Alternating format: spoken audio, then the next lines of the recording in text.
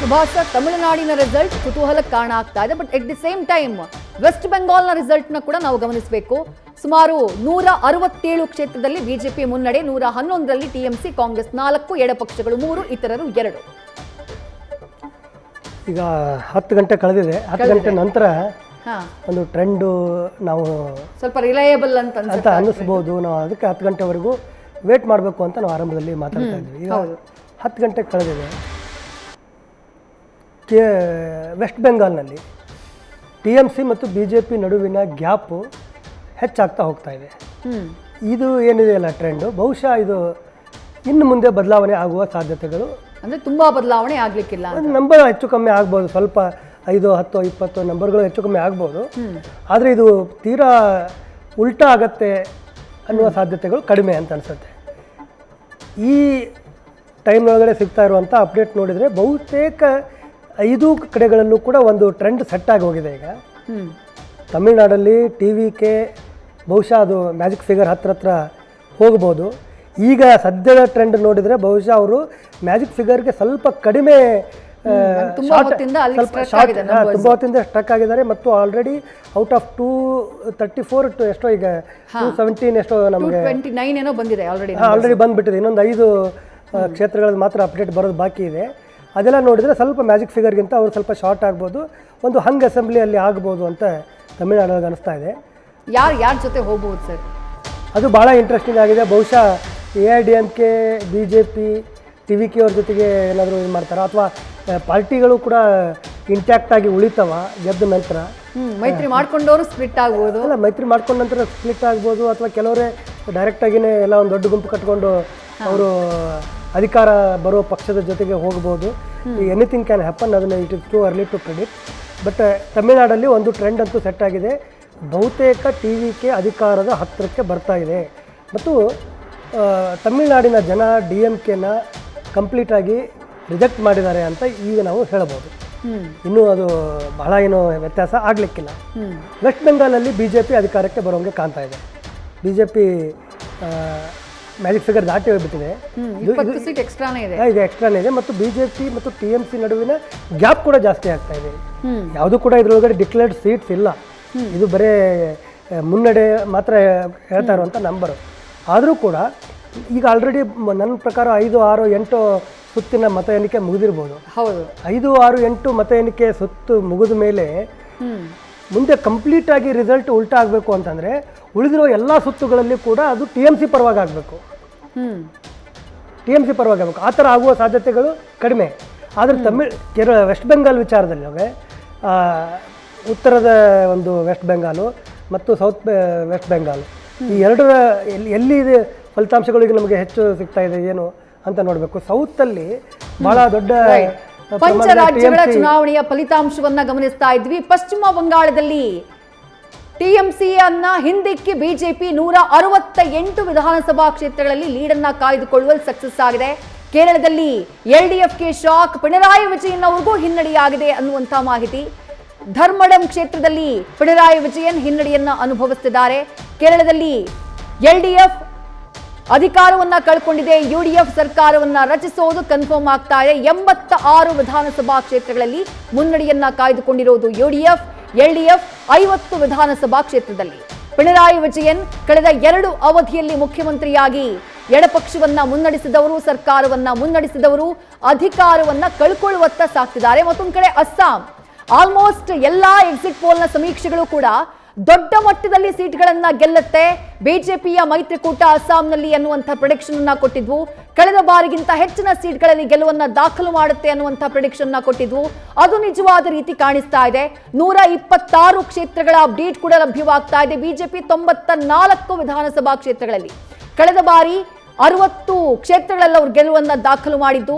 ಅದಾದ ನಂತರ ಮೈತ್ರಿಕೂಟಗಳ ಸಹಾಯದೊಂದಿಗೆ 75 ಮ್ಯಾಂಡೇಟ್ನ ಜೊತೆಗೆ ಅವರು ಸರ್ಕಾರವನ್ನ ರಚನೆ ಮಾಡಿದ್ದು. ಈ ಬಾರಿ 90ಕ್ಕೂ ಹೆಚ್ಚು ಸೀಟ್ಗಳನ್ನ BJPಯ ಮೈತ್ರಿಕೂಟ ಅಸ್ಸಾಂನಲ್ಲಿ ಗೆದ್ದ ಕಾಣಿಸ್ತಾ ಇದೆ. ಅಂದ್ರೆ ಆ ಲೀಡ್ ಸದ್ಯಕ್ಕೆ ಲಭ್ಯವಾಗ್ತಾ ಇದೆ. ಮತ್ತೊಂದು ಕಡೆ ಬಾಗಲಕೋಟೆಯಲ್ಲಿ ವೀರಣ್ಣ ಚರಂತಿಮಠ್ ಸತತವಾಗಿ ಹಿನ್ನಡೆಯನ್ನ ಅನುಭವಿಸ್ತಾ ಇದ್ದಾರೆ. 8ನೇ ಸುತ್ತು ಸದ್ಯ ಮುಕ್ತಾಯ ಆಗಿದೆ. 8 ಸುತ್ತುಗಳಲ್ಲೂ ಕೂಡ ಕಾಂಗ್ರೆಸ್ನ ಅಭ್ಯರ್ಥಿ ಉಮೇಶ್ ಮೇಟಿ ಮುನ್ನಡೆಯನ್ನ ಕಾಯ್ದುಕೊಂಡಿದ್ದಾರೆ. ಸುಮಾರು 10,000 ಮತಗಳಿಂದ ಮುನ್ನಡೆಯಲ್ಲಿದ್ದಾರೆ ಬಿಜೆಪಿಯ ಅಭ್ಯರ್ಥಿ ವೀರಣ್ಣ ಚರಂತಿಮಠ ಅವರಿಂದ.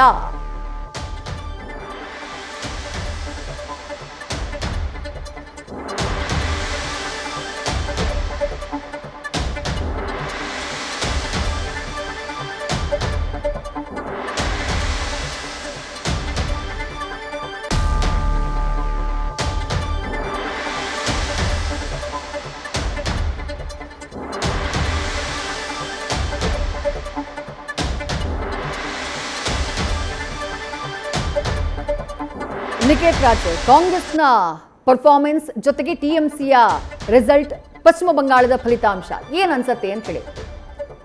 ಬಹುಶಃ ಕಾಂಗ್ರೆಸ್ ಕಳೆದ ಬಾರಿನೇ ನಾವು ಸಂಪೂರ್ಣವಾಗಿ ಬಂಗಾಳವನ್ನು ಕಳ್ಕೊಂಡಿದ್ವಿ. ಬಹುಶಃ ಅದಕ್ಕೂ ಮುಂಚೆ ಅದಕ್ಕೂ ಮುಂಚೆ ನಮಗೆ 44 ಸೀಟ್ ಆಸ್ಪಾಸ್ ಇದ್ವಿ ನಾವು.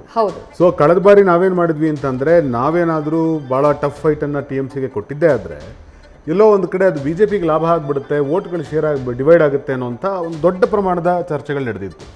ಅಂಥ ಸಂದರ್ಭದಲ್ಲಿ ದೀದಿಯವರು ಕೂಡ ಸೋನಿಯಾ ಗಾಂಧಿ ಅವರಿಗೆ ಪತ್ರವನ್ನು ಬರೆದ್ರು, ಸೋನಿಯಾ ಗಾಂಧಿ ಅವರು ದೀದಿಯವರಿಗೆ ಪತ್ರವನ್ನು ಬರೆದ್ರು. ಸೊ ಅವರಿಬ್ಬರ ನಡುವೆ ಒಂದು ರೀತಿಯ ಪರಸ್ಪರ ಇಬ್ಬರು ಕೂಡ ಒಂದು ಒಟ್ಟಾಗಿ ನಿಂತು ಬಿಜೆಪಿನ ಎದುರಿಸಬೇಕು ಅನ್ನೋ ಥರದ ಚಿಂತನೆಗಳು ಕೂಡ ನಡೆದವು. ನಾವು ಎಲ್ಲ ಕಾರಣಗಳಿಗೋಸ್ಕರ ಕಳೆದ ಬಾರಿ ಚುನಾವಣೆಯಲ್ಲಿ ದೀದಿಯ ಗೆಲುವಿಗೆ ಕಾಂಗ್ರೆಸ್ ಪರೋಕ್ಷ ಕಾರಣವಾಯಿತು. ಅದು ತನ್ನನ್ನು ತಾನು ಬಲಿ ಕೊಟ್ಟುಕೊಂಡು ಬಿಜೆಪಿಯನ್ನ ಬಲಿ ಕೊಡುವಂಥ ಪ್ರಯತ್ನವನ್ನು ಮಾಡಿತ್ತು ಅಂತ ಹೇಳಿದ್ರು ಕೂಡ ತಪ್ಪಾಗಲಾರದು. ಆ ರೀತಿಯ ರಾಜಕೀಯ ವಿಶ್ಲೇಷಣೆಗಳು ಕಳೆದ ಬಾರಿ ಚುನಾವಣೆಯಲ್ಲಿ ನಡೆದಿತ್ತು. ದೀದಿಯ ಗೆಲುವಿಗೆ ಎಲ್ಲೋ ಒಂದು ಕಡೆ ಕಾಂಗ್ರೆಸ್ ಸ್ವಲ್ಪ ಹಿಂದೆ ನಿಂತಿದ್ದೇ ಕಾರಣವಾದದ್ದು ಅನ್ನೋದು ಕೂಡ ಸ್ಪಷ್ಟ. ಇಷ್ಟೆಲ್ಲ ಆದ ನಂತರ ಈ ಬಾರಿ ಬಹುಶಃ ಎಲ್ಲೋ ಒಂದು ಕಡೆ ನಾವು ಸಂಪೂರ್ಣವಾಗಿ ಶಕ್ತಿಯನ್ನು ಕಳ್ಕೊಂಡಿದ್ವಿ. 44 0 ಆದಮೇಲೆ ಮತ್ತೆ ನಾವು ಇವತ್ತು 3 4 ಅಲ್ಲಿ ನಮ್ಮ ನಂಬರ್ಗಳನ್ನು ತೋರಿಸ್ತಾ ಇದ್ದಾರೆ ಅಂತಂದರೆ ಅಷ್ಟರ ಮಟ್ಟಿಗೆ ಮಾತ್ರ ನಾವು ಫೈಟ್ ಮಾಡೋದಕ್ಕೆ ಸಾಧ್ಯ.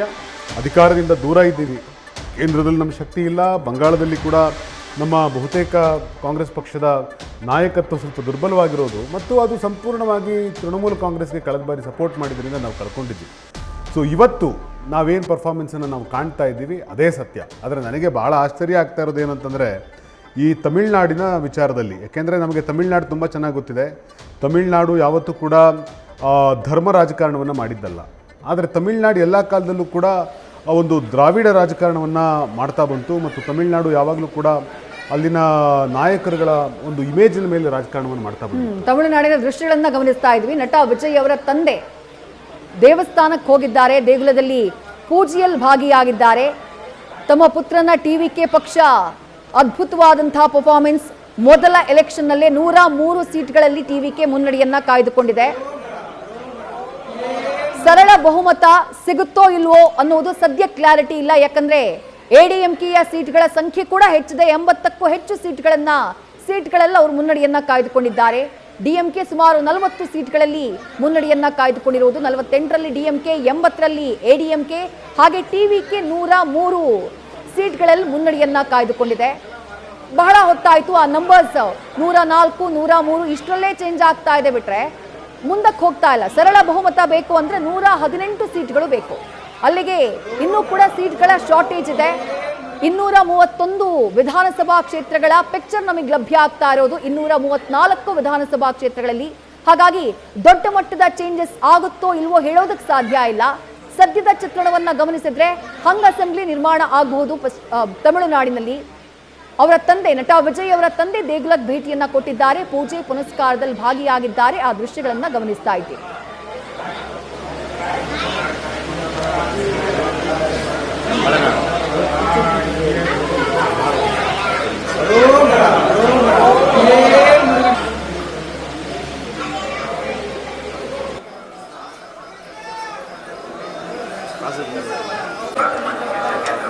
ಮತ್ತೊಂದು ಕಡೆ ನಟಿ ತ್ರಿಷಾ ಅವರ ದೃಶ್ಯಗಳನ್ನ ಗಮನಿಸ್ತಾ ಇದ್ದೀರಿ.